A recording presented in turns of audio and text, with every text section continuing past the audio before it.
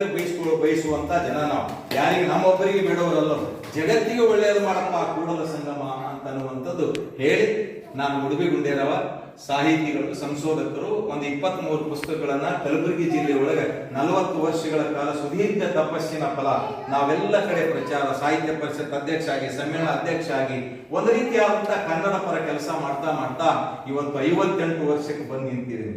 ಏನೋ ಒಂದು ಹುರುಪು, ಒಂದು ಹುಮ್ಮಸ್ಸು, ಗುಡಿಗಳ ಕಂಡ್ರೆ ನನಗೆ ಆನಂದ ಮತ್ತು ಸಂಸ್ಕೃತಿ, ವಚನ ಸಾಹಿತ್ಯ, ದಾಸ ಸಾಹಿತ್ಯ ಇವೆಲ್ಲವನ್ನ ರೂಢಿಸಿಕೊಂಡು ಬೆಳೆದಂತ ವ್ಯಕ್ತಿಗೆ ಇವತ್ತು ಸಂಗಮನ ಅಂತ ಕರ್ಸೋಣನಲ್ಲ, ಬಹಳ ವರ್ಷದಿಂದ ಬರಬೇಕಂತ ಆಗಿಲ್ಲ.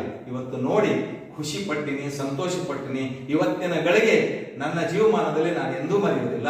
ಇವರೆಲ್ಲ ಸಾಹಿತ್ಯ ಪರಿಷತ್ತಿನ ಅಧ್ಯಕ್ಷರು, ನಮ್ಮ ಪ್ರೊಫೆಸರ್ H.B. ಪಾಟೀಲ್ ಏನು ಧನ್ಯವಾದ ಹೇಳಿದ್ರು ಕಡಿಮೆ. ಯಾಕಂದ್ರೆ ಅವರು ನನಗೆ ಬಿಡೋದಿಲ್ಲ, ಸೂಟಿ ಇದ್ದಾಗ ಒಂದು ಫೋನ್ ಮಾಡ್ತಾರೆ. ನಾನು ಯಾರೇ ಜೋಡಿ ಇದ್ರೆ ಹೋಗೋ, ಎಲ್ಲಾದ್ರೂ ಯಾರಾದ್ರೂ ಕಾಲ್ ಮಾಡಿದ್ರೆ ಹೋಗ್ತೀನಿ, ನಾನು ಗ್ಯಾರಂಟಿ ಬಿಡಲ್ಲ. ಎಷ್ಟೇ ಕಷ್ಟ ಆದ್ರೂ ಒಬ್ರು ಫೋನ್ ಮಾಡಿದ್ರೆ ಅವರಿಗೆ ಸ್ಪಂದಿಸುವ